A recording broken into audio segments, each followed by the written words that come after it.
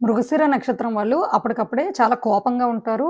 వెంటనే చల్లారిపోయి చాలా శాంతంగా కూడా ఉంటారు. మీది మృగశిర నక్షత్రమా? అయితే కింద కామెంట్స్‌లో మృగశిర అని టైప్ చేసి కామెంట్స్‌లో పెట్టండి. నక్షత్ర సీరీస్‌లో భాగంగా ఈరోజు మనం మృగశిర నక్షత్రం వారి లక్షణాలు ఏ విధంగా ఉంటాయనే విషయాన్ని చూద్దాం. మృగశిర నక్షత్రాధిపతి సోముడు అంటే చంద్రుడు.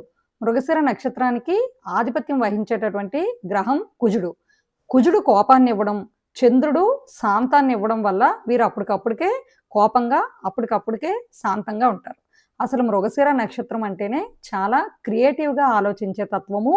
ఒక విషయాన్ని 10 చోట్ల వెతికి సరైన నిర్ణయానికి వచ్చేటటువంటి లక్షణము ఈ మృగశిర నక్షత్రంలో కనిపించే ప్రత్యేకమైనటువంటి క్వాలిటీ.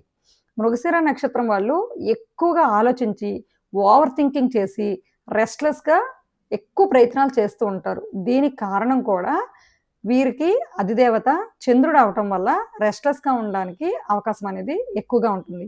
ఇదే మృగశిర నక్షత్రం వాళ్ళకి చాలా యాక్టివ్‌గా, ఎనర్జిటిక్‌గా పరిగెత్తాలి, స్థిమితంగా ఉండకూడదు, ఏదో ఒకటి చేస్తూనే ఉండాలి అనే ఎనర్జీ కూడా ఎక్కువగా పుడుతూ ఉంటుంది. దీనికి కారణం ఏంటంటే మృగశిర నక్షత్రానికి ఆధిపత్యం వహించే గ్రహం కుజుడు కదా! కుజుడు ఎప్పుడు కూడా మనకి ఎక్కువ ఎనర్జీని బాడీలో ఇచ్చేటటువంటి గ్రహం. అందుకోసం కుజుడు ఎనర్జీతో వీళ్ళు ధర్మబద్ధంగా ఉండాలి, ఏదో ఒక పని చేస్తూనే ఉండాలి, క్రమశిక్షణకి కట్టుబడి ఉండాలి అనే తత్వాన్ని కుజుడి నుండి వీరు తెచ్చుకున్నటువంటి లక్షణం. ఈ మృగశిర నక్షత్రం వాళ్ళు ఎప్పుడూ యాక్టివ్‌గా ఉండడానికి కూడా ట్రై చేస్తూ ఉంటారు. న్యాయబద్ధమైన జీవితం గడపడానికి కూడా ట్రై చేస్తూ ఉంటారు. చుట్టుపక్కల వాళ్ళందరినీ దండించాలని కూడా అనుకుంటూ ఉంటారు. ఇలాంటి మరిన్ని వీడియోస్ కోసం కేవీఎస్ శారద ఆస్ట్రో ఛానల్‌ని సబ్స్క్రైబ్ చేయండి, లైక్ చేయండి, షేర్ చేయండి.